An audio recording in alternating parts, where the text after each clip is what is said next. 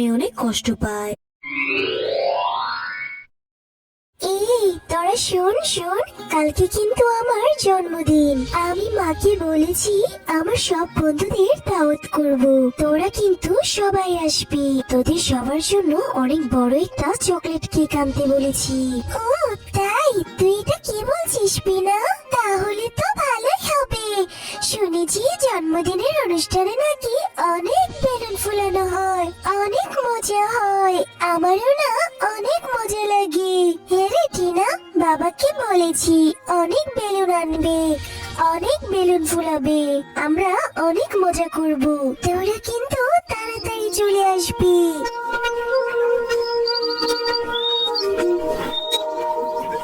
মা, বাবা জানো, আজকে না বিকেল বেলা বিনার জন্মদিনের অনুষ্ঠান, আমাদের সকলকেই যেতে বলেছে।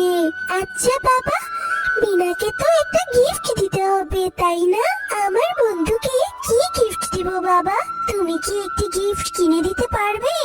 আরে বিনাদের বাড়িতে যাবি? ওদের সাথে কি আমাদের তুলনা? বিনার বাবা এই বনের রাজা, ওদের অনেক টাকা পয়সা আছে, আর ওদের মাও শুনেছি অনেক অহংকারী। তোর যেতে হবে নে, তুই কোথাও যাবি নে। আর গিফট কেনার টাকা কোথায় পাবো? আহ বউ, তুমি এরকম করছো কেন আমার মেয়েটার সাথে? আমি আমার মেয়েকে কষ্ট হলেও রিক্সা চালিয়ে এ বনের সবচেয়ে ভালো স্কুলে পড়াশোনা করাচ্ছি। আমার মেয়ের জন্য আমি সবসময় বেস্টটাই দেব।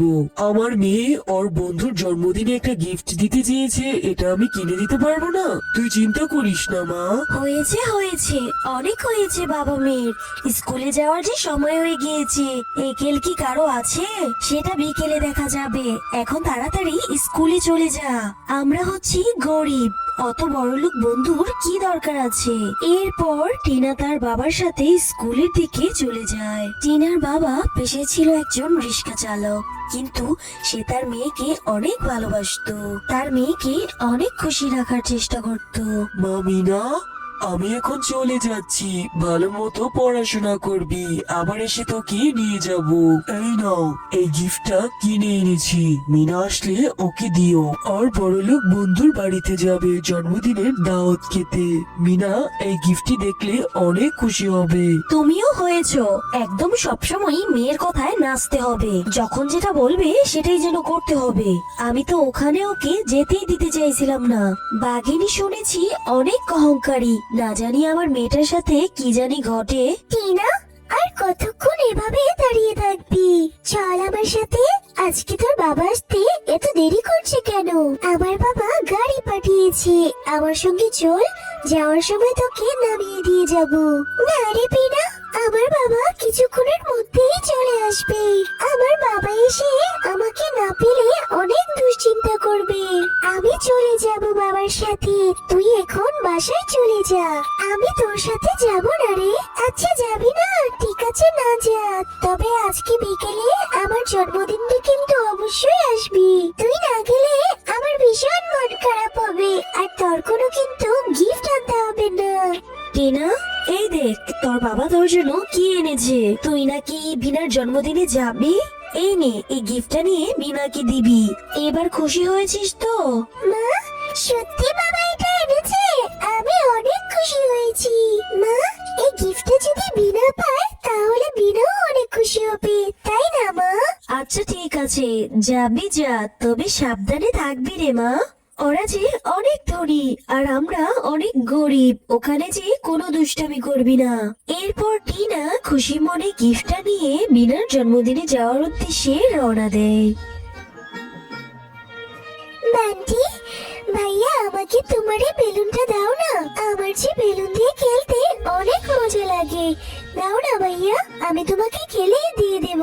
এইটা আমার বেলুনটি না, আমি তোকে দেব না, দেব না। ছাড় ছাড় বলছি, ছেড়ে দে। টিনা যেই না ফাল দিয়ে বেলুনটা ধরতে গেল, অমনি বেলুনটা ফেটে গেল। তুই আমার বেলুনটা ফাটিয়ে দিলি? মা, মা দেখো, টিনা আমার বেলুনটা না ফাটিয়ে দিয়েছে। আরে টিনা, তোর তো সাহস কম না? তুই আমার ছেলে বান্টির বেলুনগুলো ফাটিয়ে দিলি। এই জন্যই তোদের মতো গরিব আর ভিখারিদের আমি দেখতে পারি না। কেন এসেছিস তুই? তুই আমার বাড়ি থেকে বেরিয়ে যা বলছি, এক্ষুনি যা। বাঘিনীর কথা শুনে টিনা মনে অনেক কষ্ট পায়। টিনা, তুই যাস না টিনা। এই টিনা, তুই তো কেক না খেয়ে চলে যাচ্ছিস। মা, তুমি টিনার সাথে এরকম ব্যবহার কেন করলে? আমাদের বাড়িতে তো অনেক বেলুন আছে। টিনাকে একটা বেলুন দিলে কি হতো মা? টিনা অনেক কষ্ট পেয়ে চলে গেল। তুমি জানো না টিনা আমার সবচেয়ে ভালো বন্ধু। এরপর টিনা বাড়িতে যেয়ে মনটা খারাপ করে বসে থাকে। আর তারপর তার মা এসে বলে, কি রে টিনা, একটু আগে না জন্মদিনের অনুষ্ঠানে গেলি?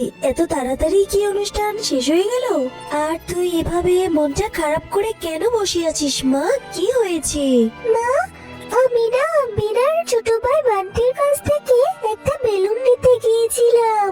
বেলুনটা ওর হাতে থেকে নিতে যেয়ে বেলুনটা না ফেটে যায়। আর বান্টি তখন অনেক কাটাকাটি করে। তাই দেখে বিনার মা আমাকে অনেক বকাবকি করে, আমাকে দূর দূর করে অনুষ্ঠান থেকে তাড়িয়ে দেয়। তাই তো আমি মন খারাপ করে চলে এসেছি। ঠিক এই জন্যই তোকে আমি ওইখানে যেতে চাইছিলাম না। আমি তো জানতাম ঠিকই এরকম কিছু একটা হবে, কারণ আমরা হচ্ছে গরিব আর ওরা হচ্ছে রাজা। ওদের সাথে কি আর আমাদের তুলনা? কেন গেলি তুই? তোকে কত করে নিষেধ করলাম, তারপরেও তো গিয়ে অপমানিত হয়ে আসলি তো। এরপর টিনা তার মায়ের সঙ্গেও রাগ করে বাড়ি থেকে বেরিয়ে যায়। ঠিক আছে মা, আমি বাড়ি থেকে চলে গেলাম। তোমরা কেউই আমাকে ভালোবাসো না। আমি না হয় একটা বেলুন দিয়ে খেলতে চেয়েছিলাম। আমার মা আমাকে বকা দিল, বান্টির মা আমাকে কত বকা দিল। আমি কি ইচ্ছে করে বান্টির বেলুনটা ফাটিয়েছিলাম? আমি তো একটু খেলার জন্যই চেয়েছিলাম। কেউ আমাকে ভালোবাসে না। টিনা, তুমি কাঁদছো কেন? মা বাবা যদি বকে তাহলে ভালোর জন্যই বকে। তুমি দুঃখ পেও না আর মাকেও ভুল বোঝো না। এই নাও, আমি তোমাকে অনেক বেলুন দিয়ে দিলাম। আমার এই কাঁঠাল গাছে যত বেলুন হবে সব বেলুন দিয়ে তুমি খেলতে পারবে। আর এই কাঁঠাল গাছের বেলুন তোমার কখনোই শেষ হবে না। এখান থেকে যত ইচ্ছে তত বেলুন নিয়ে তুমি খেলতে পারো। ও বাবা, কাঁঠাল গাছে এত বেলুন!